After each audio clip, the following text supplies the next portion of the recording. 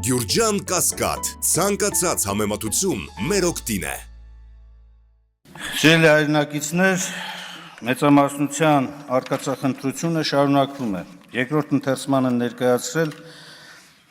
Եվրոպական միության անդամակցության գործընթացի սկզբի մասին օրենքի նախագիծը։ Այս հարցի վերաբերյալ մեր խմբակցությունը մանրամասը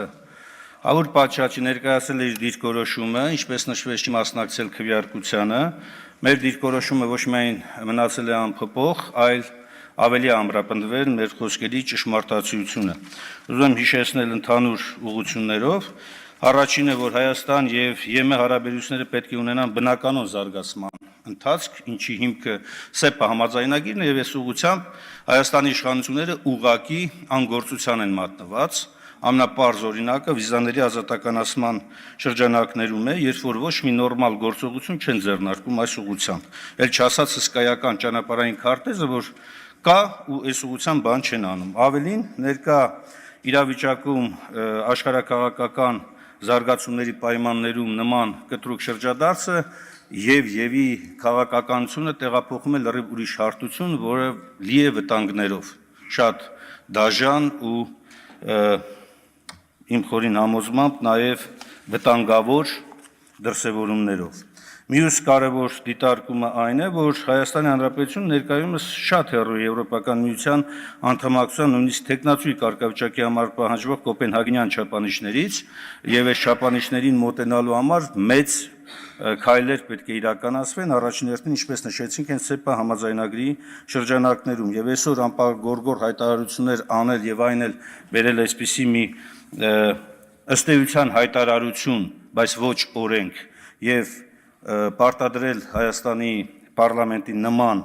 օրենքի ընդունումը, դա մերժելի է։ Անդրադառնալով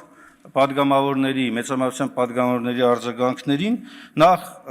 Մարիա Կարապետյանը, որ ասում է, եթե որևէ երկրի կամ որևէ կառույցի խոսքը Հայաստանի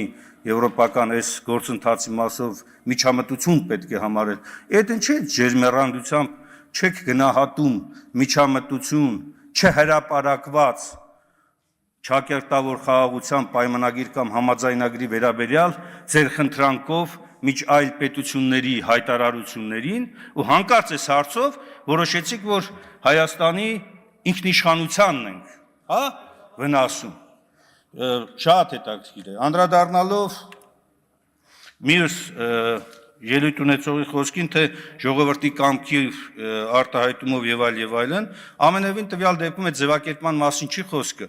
Խոսքը նրա մասին, որ սահմանադրությունը հստակ պահանջ է սահմանում, անդամակցությունը հանրաքվեով պետք է իրականացվի։ Մնացած ամեն ինչը ձևական են։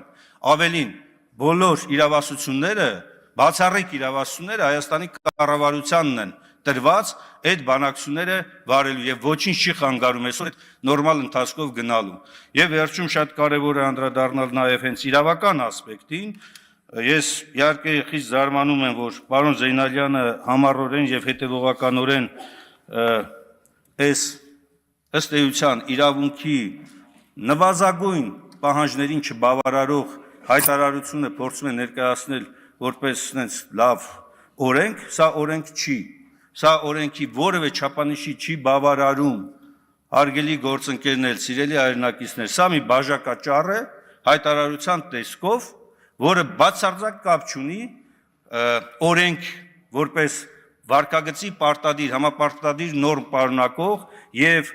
պետության հարկադրանքով գործող կամ ներդրվող գործողությունների հետ։ Դա օրենքի տրամաբանությունից դուրս է։ Ավարտելով խոսքս, եւս մեկ անգամ ուզում եմ արձանագրել, որ այստեղ էլ ինչպես միշտ կառավարության առաջարկները հետևողականորեն չտարվեցին առաջ, նույնիսկ երկրորդ ընթերցման ժամանակ կառավարությունը ներկայացրել է, ավարտում եմ կարճ, առաջարկություններ, որոնք նորից թե առաջին, թե երկրորդ ընթերցման ոչ մի բանի տեղ չի անցել։ Մեր խմբակցությունը, ինչպես որ հայտարարել ենք, զերծ մնալով նաև տարբեր տիպի ավել պակաս զրույցներից նորից հայտարարում ենք. մենք չենք մասնակցելու քվեարկությանը։